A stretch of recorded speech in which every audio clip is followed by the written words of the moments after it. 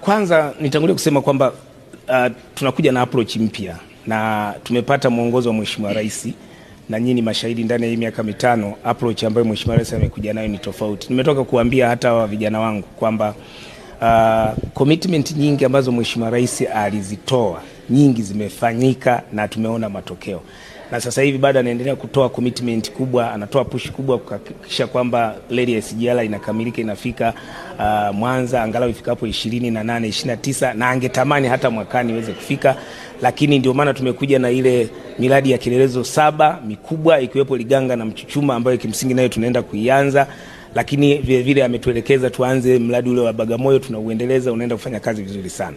Kwa hiyo hivi vyote ukiviangalia ni jinsi gani ambavyo kuna commitment kubwa kwa Mheshimiwa Rais, lakini vile vile kwa serikali. Kwa hiyo sisi kama serikali tumejipanga. La kwanza, kuanzia Julai kwanza tutakuwa na vipindi maalum vya kuelimisha jamii. Kwanza waielewe dira, lakini wajue ni jinsi gani wanakuja kushiriki. Hata hili swala la 70% itatokana na sekta binafsi.